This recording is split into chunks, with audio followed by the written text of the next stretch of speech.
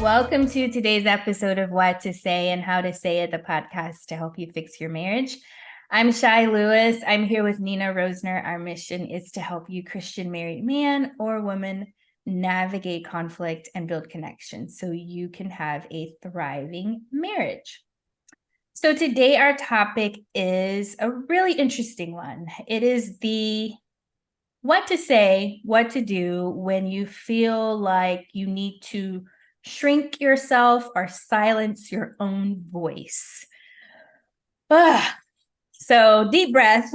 We're going to tackle this today with keeping in mind that this is a hard thing, that this shows up in kids, this shows up in grown-ups, this shows up in folks that you would never think, seasoned professionals, clergy, pastors.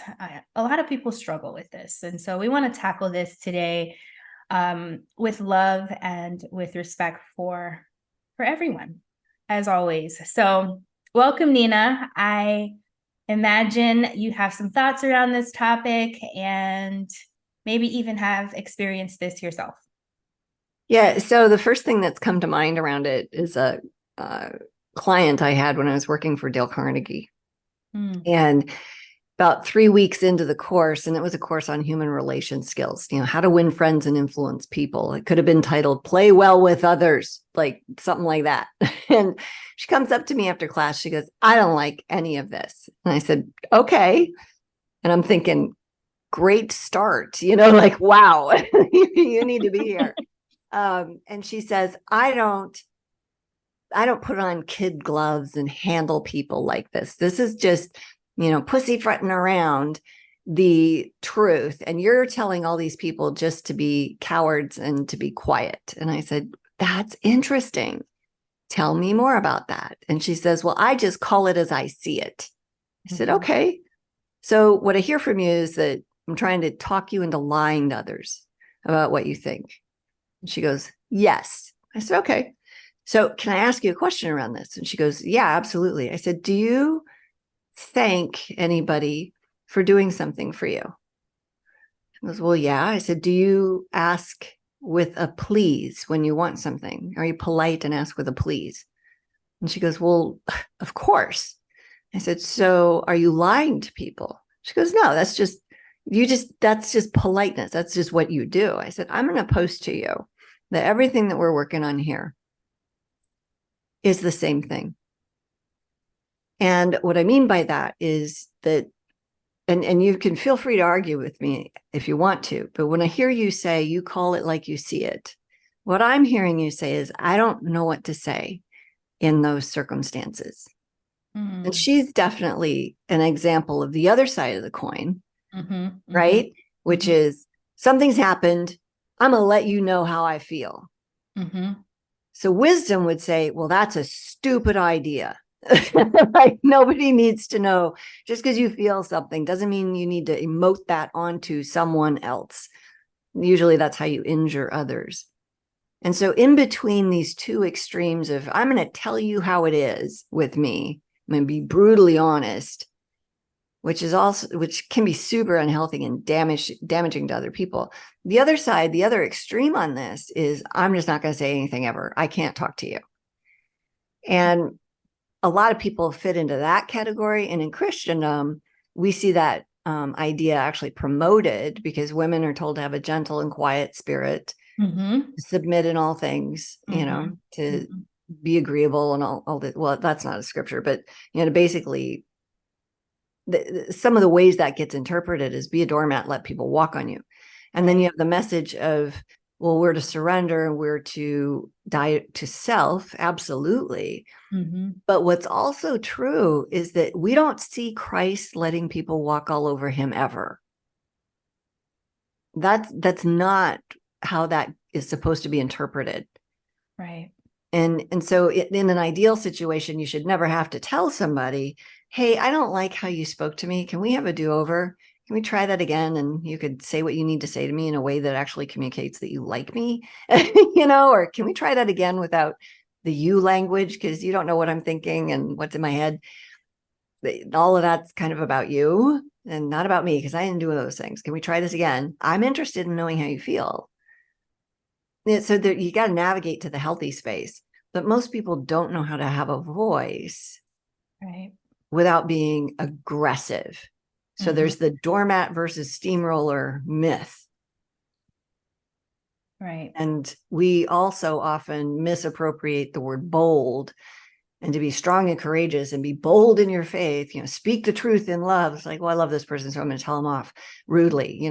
I'd like, no, that doesn't work either. So it's this happy, holy middle ground where we're supposed to communicate. And I don't pretend to do this right every time, by the way. I just don't. Yeah. But saying nothing condones what just happened. Yeah. Yeah. And being terrible about it is just unleashing evil into that space too. So we need to navigate the healthy, holy space in the middle. Yeah. And that's what we want to help you out with today. What we'd like to walk away with is the what to say when you're in that space between there needs to be truth. You need to use your voice, or maybe God's leading you to use your voice, but also evaluating the cost and also the most healthy way to do that. All right. If you don't do this well, you might miss an opportunity to shed light on an unhealthy relational pattern as usual. Okay. So one of the things we talk about a lot at Greater Impact is how we have first world problems here in the West, and we look at believers in other parts of the world and how there is a much greater cost for using your voice. We've heard of women losing their families, their homes. Some people have lost their lives for the sake of Christ. We look at the disciples and what they had to go through. And sometimes that's just really hard to relate to because we haven't had to face those extremes. Yet God calls us into these hard spaces where it might get a little uncomfortable for us. So I want to ask, what does a boundary look like for yourself in that situation? If you're in a difficult relationship and maybe God has called you to a thing and there's a cost to that, whether it's compromising comfort for yourself or peace or safety, or maybe even a relationship. Is there a boundary? What does that look like in that situation? Yeah, I think there's a couple of them, honestly. And the first one I steal openly from Dr. Jordan Peterson, and it is stop lying. So stop lying. So what does that mean? Well, that gets complicated because we have our truth, the other person has their truth, and then there's God's truth he's the one that sees all of it, right? But we often will betray ourselves and say something that we know is not true just to please another person. And that's a betrayal of self. It damages our sense of identity, and it's really unhealthy business. Now, what's also true is that sometimes those things that we're inclined to lie about, we should feel differently about. So let's say a friend wants you to pick them up, or it's your husband or your wife. They want you to pick them up something from the store, and it's not on your agenda to go do this thing. And they want you to go do it. And they ask you, do you want, can you go do this for me? And you don't want to do it, but within you that that's the right thing to do because they need help or whatever, right? And it'd be relatively easy. And that you're just being lazy about it. And so in that space, you might tell the truth of your lack of motivation, but you'd tell it to God. And so you'd have the right behavior. You'd let the Lord work with you on that first, and then you would do the right thing, right? The problem happens when we do the right thing because we're worried about what the other person thinks of us. And then we end up with this big resentment thing going. So instead of the opportunity for the Lord to work character issues with us, we're blaming the person that gave us this opportunity to grow spiritually. We're blaming them because we're inconvenienced and all this stuff. So there's this thing where we need to have some awareness around what's actually going on. What's actually the truth here? Well, the truth is I'm being lazy, and we won't tell the truth to ourselves. We're good enough liars, but underneath that, we know.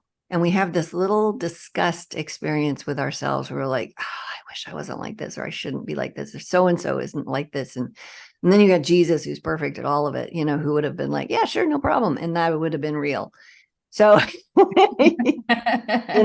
you have all this cognitive dissonance in there that needs to be addressed with the Lord. And at the end of the day, it's always our selfishness that needs to get kicked across the street. So there's that. So telling the truth, when we stop lying, we need to navigate what's our truth, why is that true, and what do I do with that? Well, if it's a character issue, if I don't want to help you because I have a character issue, I need to work that with God. If I don't want to help you because I'm angry at you, I might need to work that with God and then work that with you, right? Because it's not your fault that I'm lazy. But if something you did yesterday is a hangover for what's happening now, and there's been no reconciliation in that space, then that involves you. So then, right? But I don't want to go into that. And this leads me to rule number 2, boundary number 2, which is don't have conversation when you're emotional, period. Now, that means that you need to wait a week, then do it, but work it out with the Lord so you can not be emotional.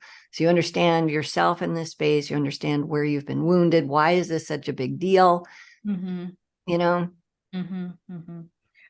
Yeah, I was thinking about situations where we're afraid, and how it's usually not about the thing we're afraid of. It's usually about something that we were wounded by, that this thing is reminding us of, that has us stuck in that fear. And so it's not even really about the circumstance usually.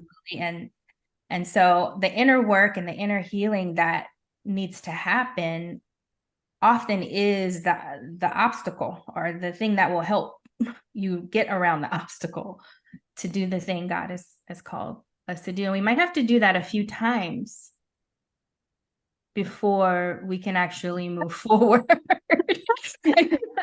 Oh man, I'm sitting here laughing because it's so relatable. I don't think we ever get 100% over there. And I mean, so you have periods where you are and you're great, and then something will bring it back. I'm working on another book right now, and when I think about doing social media about it, I think about 10, 12 years ago when I first published the first book I did that got picked up by Thomas Nelson. And I don't think about the thousands of people that had positive things to say, and the awesome feedback that we're still getting on a book that was published in 2012, and it was self-published in 2009. Like, we're still getting all this positive feedback.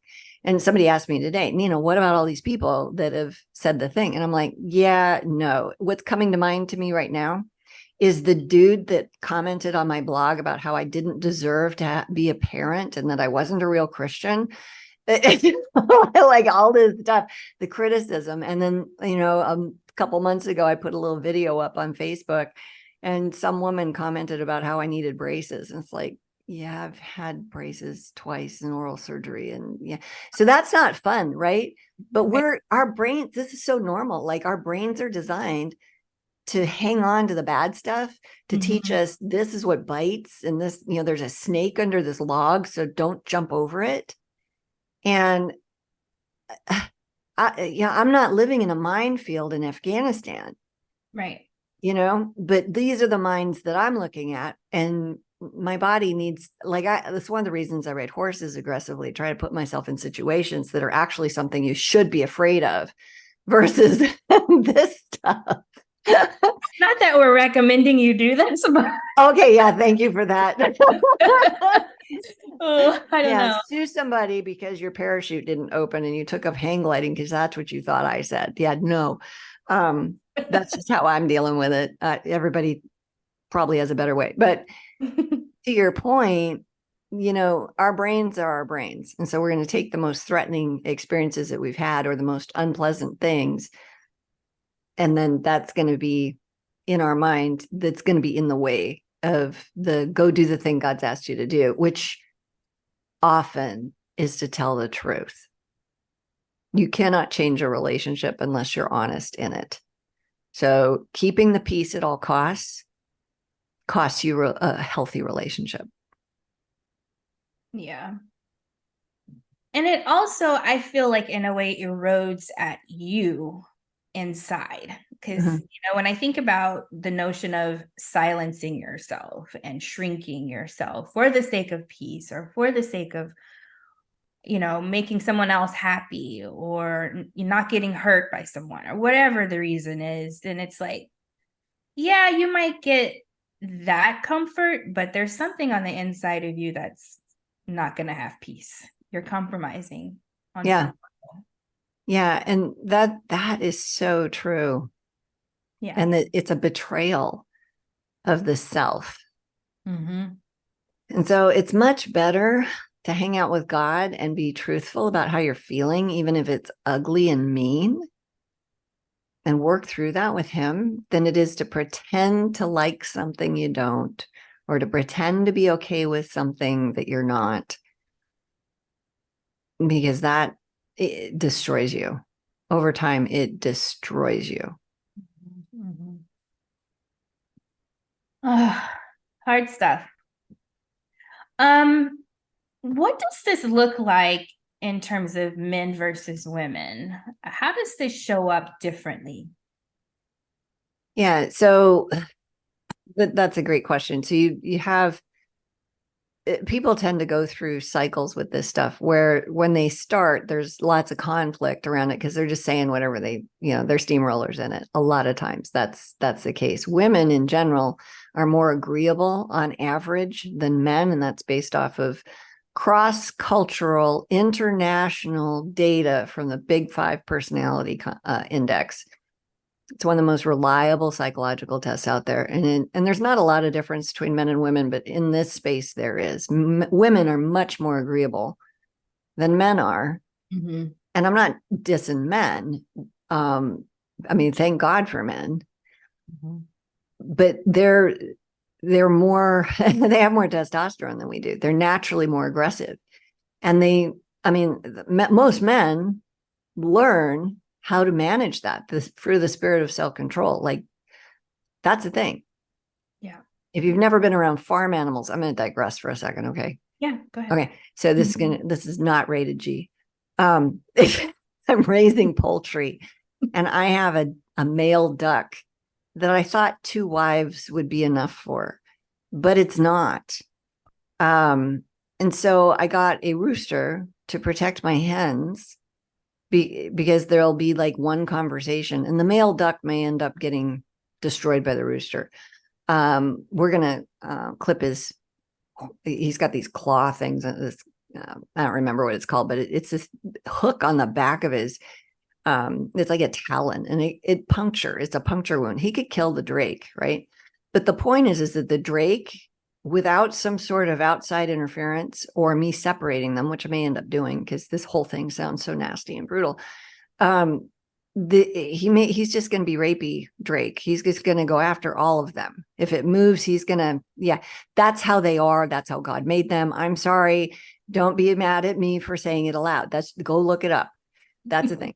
So, but why are the females not like this? Well, they don't have testosterone at the level that men do, or the male does. And so you look at, you separate bulls from the female cattle.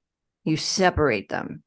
If you put 2 bulls together, they're going to fight each other so testosterone is an aggressive hormone, and men have 8 to 10 times more than women do. It's normal. And I think men are amazing because they know how to have self-control. Most men in our culture are not wandering around doing whatever they want to do aggressively. Mhm. Most of them are amazing. Like, I don't know how you live with that kind of energy and Yeah. not act on it, but most of them don't. That's admirable. Okay. Mhm. So we need to appreciate that about men, for starters. That's worthy of respect. Mhm. Um, but when you look at women, we're wired to be agreeable. And so we'll keep the peace sometimes at any price. And we're wired that way by nature because conflict itself is the worst thing for children. Mm. So divorce is actually, if you can't manage conflict and you end up getting divorced, that's better for your kids. What's the best thing for your kids? Learn to manage conflict. Hello. Learn, grow up and be self-sacrificial, unselfish, loving, all that in the relationship so that your children have a stable foundation and can attach healthfully to both of you.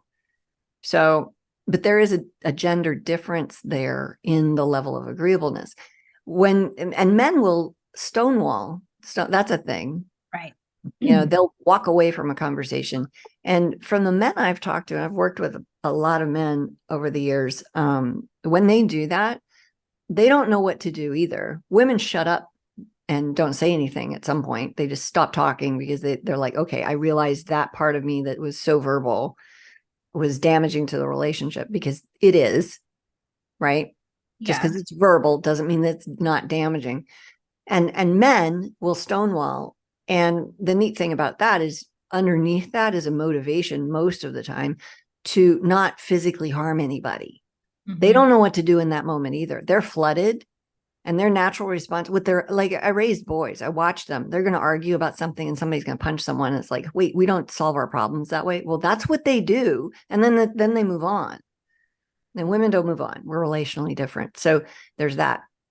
But when you have all of this silence and nothing getting resolved, it doesn't really matter who's doing it. Yeah. That is a degradation of relationship. Yeah. Yeah. And stonewalling, when I initially thought about it, it felt like it was an attempt to, I guess, on the receiving side, um, punish, like some kind of Oh, consequence. sure.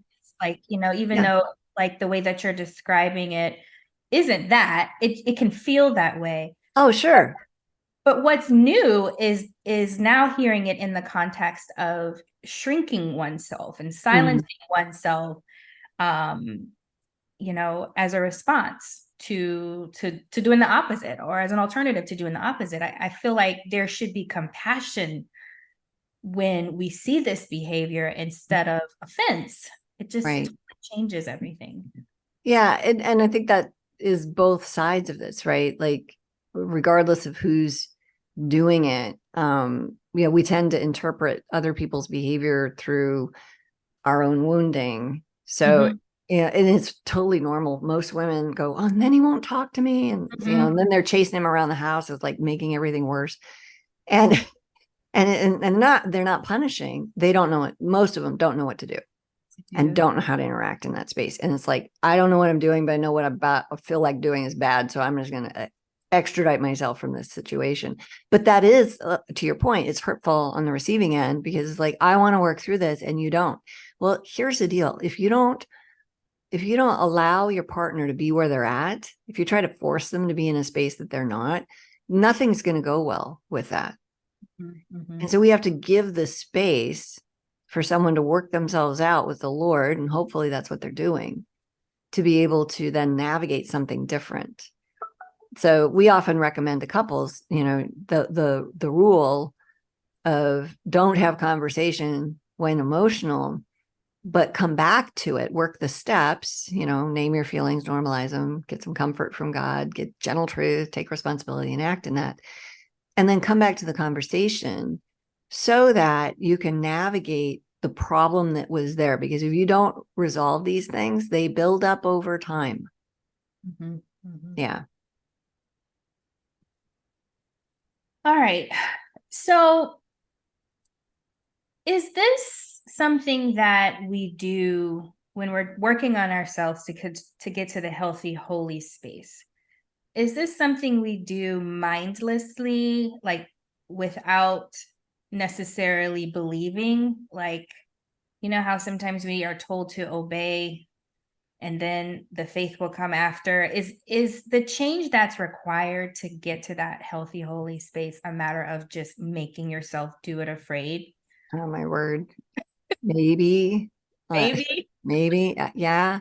I mean, it kind of depends, right? Like if you're in that space and you're afraid, it's really hard to have a productive conversation when you're in the middle of being triggered. That's what that is. You're afraid. Okay. So it's wiser to work through that. If you can't work through it with the Lord, because we get stuck sometimes, me too, and you have to say, hey, I'm stuck. Here's where I'm at. Like help. And people that know us and love us will help us remember who we are in that space. Okay. And then we're not afraid. And then we can go do the thing. We won't want to, by the way, because it seems like the easiest thing to just not say anything. Yeah. Yeah. And yeah, I had a call with somebody today who was talking about how when she even says something in agreement with her husband when he's speaking, he gets angry with her for interrupting. Yeah. And yeah, and there is no difference of opinion in their house. Like if she thinks something differently than he does, he goes after her about it and just badgers her until she acquiesces and okay, fine, we'll sure. But that she's lying, right? Yeah. Right. So yeah, so that betrayal of self has not been useful to her. And so she stopped doing that. And we had a conversation recently where I said, you need to stop trying to squeeze orange juice out of a grape. I know you want connection with this dude. I know you love him. You've had kids with him. You've got grandkids with him. Like you can't get there from here right now with him. And so you keep trying. It's like you keep walking into a boxing ring with somebody who's standing there ready to punch you. And that's what's happening. And then you're acting surprised. Stop getting in the ring. Mm. So she's trying to navigate that space, which comes after the place where you've realized the smaller I am, I can keep the peace. Yeah, that never works.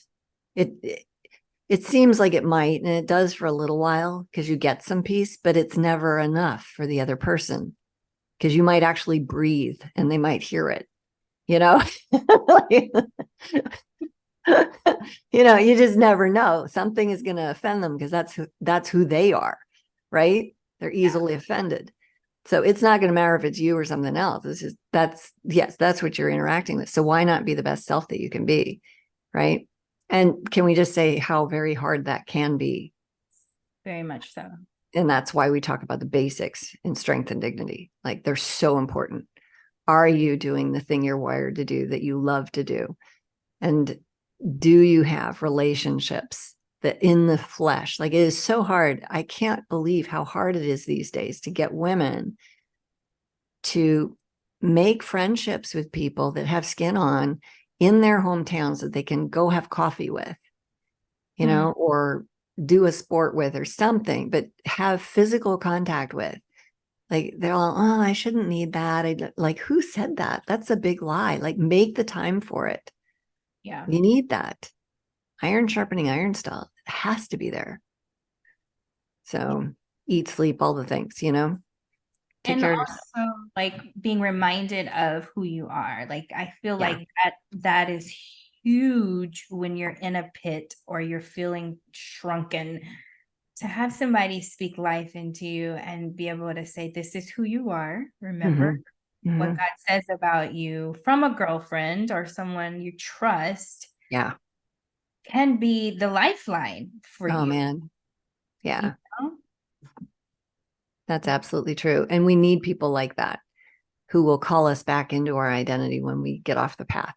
And we're going to. That's normal. Yes. Something as simple as that's normal to feel that way, Mm-hmm. and snap you out of, you know, some bad rumination or something, Yeah, exactly. So. That's good stuff. One last question I have is this essentially a people-pleasing issue? Like if we just because we talk about that a lot. Yeah. And maybe this is the same thing and it's just different terminology. But I was listening to Lisa Turker say that when she came to terms with her people pleasing, she realized it wasn't at all about other people. It was really about her Yeah. protecting her own stuff. And Mhm. and it was a selfish thing. And I thought, oh, that's not good. Because it's yeah, Oh. I mean, it's camouflaged as if you're thinking of other people when you hear the term, but it's a selfish thing that we do, you know? Yeah, it really, really is. And, it's self-protective because we're avoiding conflict in the middle of this now. Mhm. We're avoiding being who we're supposed to be. We're avoiding. And when we do that, we diminish ourselves and the relationship and the other person. I think it's disrespectful, honestly. But you do have people that, I mean, in this culture today that really believe that, and you see it on both sides of the fence, you know, I wear the pants in this family. You hear women say that. It's like, okay. And you hear men, talk about, well, my wife's like my children. She needs to be seen and not heard. You hear that in our culture in some spaces. And it's like super not cool. That's, God made us in marriage to be one. And things were not good for Adam without Eve. So there's this partnership that's supposed to occur, and it takes dying to self. It takes super maturity, it takes super bravery, to step out of that. It's, oh my word, it's like Paul said, you're going to have more trouble if you get married. Here you go. Ooh, Lisa. She was right. All right. Well, I think we've covered enough on this topic for me to go and pray and spend time with the Lord, because surely there are things on this topic that I have to go and work on, and hopefully, it helped our listeners as well. So just to quickly summarize, if you're feeling like you're being silenced or you have to shrink in order to keep something important to you, first of all, acknowledge that that is a lie. Don't lie to yourself. Don't lie to others, and start looking at what's true in that situation.